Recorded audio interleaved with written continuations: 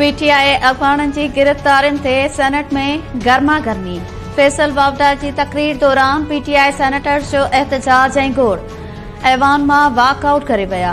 PTI senator Shibli Faraz चयो त assembly में अवामी नुमाइंदा ईंदा आहिनि। गुज़िरियल ॾींहुं पार्लियामेंट जो वक़ार मजरू कयो वियो। काल्ह ईअं लॻो जीअं पार्लियामेंट ॿुहारनि जो गढ़ हुजे। गुज़िरियल ॾींहं जे वाक़े ते मज़म्मती ठहराउ अचणु घुरिजे। सेनेटर फैसल वावडा चयो त मूं बटन दबाइण शुरू कयो त कंहिंखे मुंहुं लिकाइण जी जॻह बि न मिलंदी। अव्हां मुल्क टोड़ण जी ॻाल्हि न करियो त असां अव्हां सां गॾु हुजूं। अव्हां असांजे माइरुनि ऐं भेनरुनि खे गारियूं ॾियो। असां ख़ामोश रहूं। हीउ माफ़ी वठनि या खेनि मुअतल कयो वञे।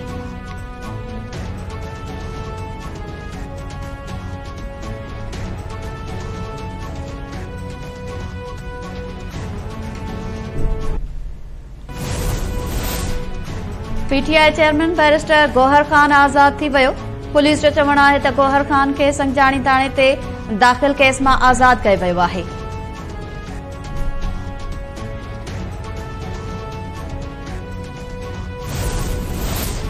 क़ौमी असेंबली जे स्पीकर पीटीआई जे गिरफ़्तार कयल अगवाणनि खे आज़ाद करण जो हुकुम ॾेई छॾियो। स्पीकर जे पंहिंजे चैम्बर में समूरनि पार्टियुनि जे अगवाणनि सां मुलाक़ात। आईजी इस्लामाबाद बि पेश थियो। स्पीकर अयाज सादिक पीटीआई अगवाणनि जा प्रोटेक्शन ऑर्डर बि जारी करे छॾिया। स्पीकर पारां आईजी इस्लामाबाद ते कावड़ जो इज़हार।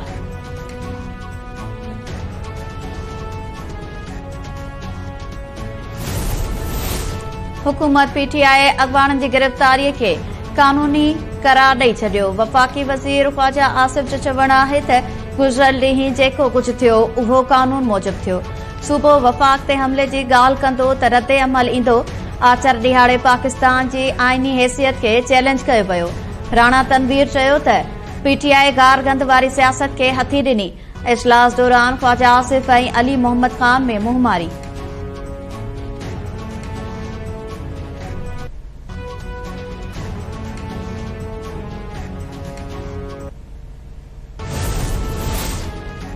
तहरीक इंसाफ़ अगवाणनि जी गिरफ़्तारीअ खे पार्लियामेंट जे तक़दुस ते हमिलो करार ॾेई छॾियो।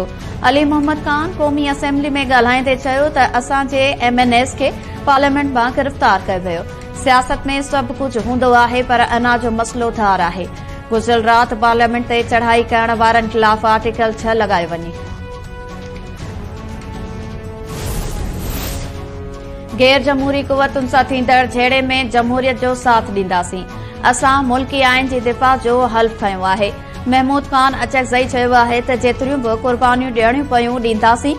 ॾिसणो इहो आहे त मैदान में केरु थो क़ुर्बानियूं ॾिए।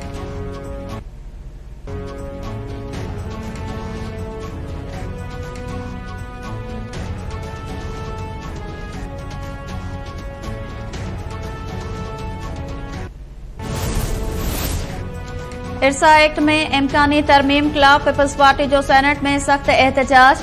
पीपल्स पार्टी पारां पेश कयल देहान शिकायत नोटिस ते बहस दौरान ॻाल्हाईंदे सेनेटर शेरी रहमान चयो त इरसा एक्ट ज़रिए नंढनि सूबनि सां ज़्यादती कई पई वञे। सिंध जे पाणीअ ते टियों भेरो हमलो कयो वियो आहे। इरसा एक्ट में तरमीम आइन जी भञकड़ी आहे। पीपल्स पार्टी सेनेटर पंहिंजो भील चयो त सिंध पाकिस्तान खे ठाहियो। हाणे पाणी मामले ते सिंध सां ज़्यादती कई पई वञे। सिंधु न त डैम ठहण ॾींदासीं ऐं नई इरसा एक्ट क़बूल आहे।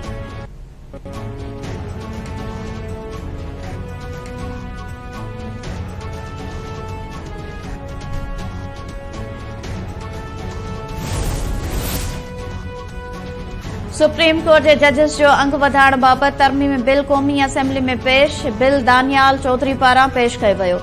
महमूद ख़ान अचकज़ई बिल जी मुख़ालफ़त कई ऐं कोरम पूरो न हुजण जी निशानदेही कई। क़ौमी असेंबली जे डिप्टी स्पीकर बिल लाॻापियल कमेटी ॾांहुं माणे छॾियो।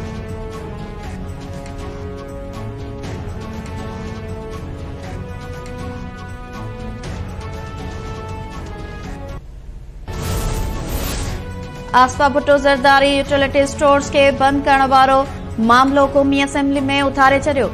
क़ौमी असेंबली जे इजलास खे ख़िताब कंदे आसफा भुट्टो ज़रदारी चयो त यूटिलिटी स्टोर्स बंदि करण सां 25,000 खां वधीक मुलाज़िम बेरोज़गार थींदा। काबीना यूटिलिटी स्टोर्स बंदि करण जो फ़ैसिलो नाहे कयो त ऐवान में दस्तावेज़ पेश कया वञनि।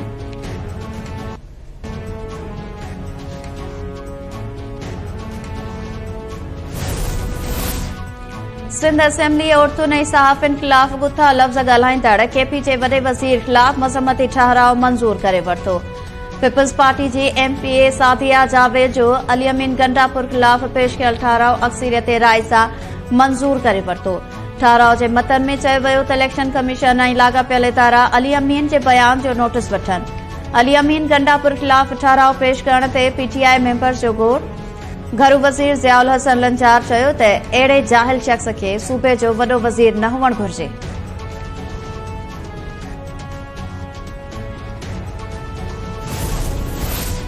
तोशाखाना जे नए रेफरेंस जी ॿुधणी 16 सेप्टेम्बर ताईं मुलतवी। अदालत जो ईंदड़ ॿुधणी ते PTI बानी ऐं बुशरा बीबी खे पेश करण जो हुकुम। स्पेशल जज सेंट्रल हुमायूं दिलावर रिमासना त केस खे ॿुधी नथो सघां। ही केस स्पेशल जज सेंट्रल अदालत नंबर 1 खे मोकिलियो वियो आहे।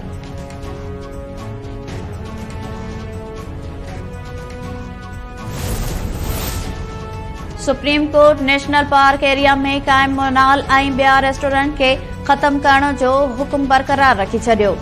दरख़्वास्तूं ख़ारिज। नेशनल पार्क एरिया में वापारी सरगर्मियुनि बाबति नज़रसानी दरख़्वास्तुनि ते महफ़ूज़ कयल फ़ैसिलो ॿुधायो वियो। अदालत मोनाल समेत ॿियनि रेस्टोरेंट खे कंहिं ॿिए हंध ते लीज़ वक़्त तरजीह ॾियण वारी ऑब्ज़र्वेशन बि वापसि वठी छॾी। फ़ैसिले में चयो वियो आहे त मोनाल ऐं ॿिया रेस्टोरेंट 3 महीननि अंदरि ख़त्म करण जी ख़ातिरी बावजूद नज़रसानी अपील दाख़िल करण तौहीन अदालत जे ज़ुमरे में अचे थो।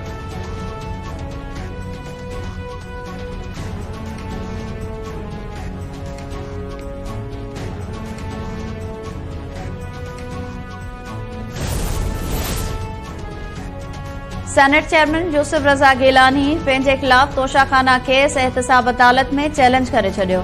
अदालत यूसुफ रज़ा गिलानी जी दरख़्वास्त ते नेब खे नोटिस जारी करे छडि॒या। वकील इस्तदा कई त नेब तरमीमूं बहाल थियण खां पोइ केस एहतसाब अदालत ऐं नेब जे दायरे में नथो अचे। एहतसाब अदालत पुछियो त नेब आगाह करे त तोशाखाना केस उन जे दायरे में अचे थो या न। ॿुधणी 26 सेप्टेम्बर ताईं मुलतवी।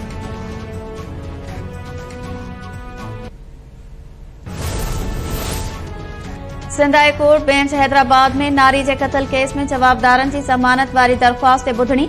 जांच ऑफिसरनि जी मैकेनिज़म बाबति रिपोर्ट अदालत में जमा। IG सिंध बि अदालत में पेश थियो। अदालत रिमार्क्स ते चयो आहे त IG साहब पुलिस जो निज़ाम कीअं हली रहियो आहे। पूरो थाणो वॾो मुंशी हलाए रहियो आहे। IG सिंध चयो त 700 डेटा एंट्री ऑपरेटर भर्ती कया वेंदा। ईंदड़ हफ़्ते इश्तिहार जारी थींदो।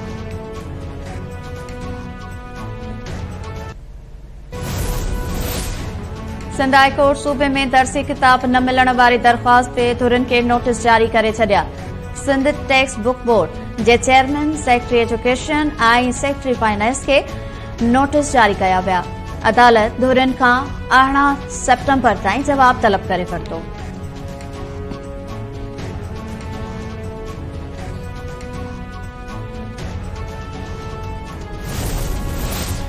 पीरजगोट में 7 इंसानी जानियूं गिड़काईंदड़ सोलंगी जागीराणी तकरार जो दरगाह फ़ैसिला कमेटी में निबेरो। ॿिन्ही धुरियुनि जा माण्हू जसम चेयरमैन रियाज़ चांटियो, मौज़म अब्बासी ऐं ॿिया पुतल। सिक्योरिटी इंतज़ाम सख़्त। कोटपल वारे इलाइक़े में सोलंगी ऐं जागीराणी बिरादरी जे ॿिनि धुरियुनि में हलंदड़ तकरार तां 7 माण्हू क़त्ल ऐं 17 ॼणा ज़ख़्मी थी चुका आहिनि।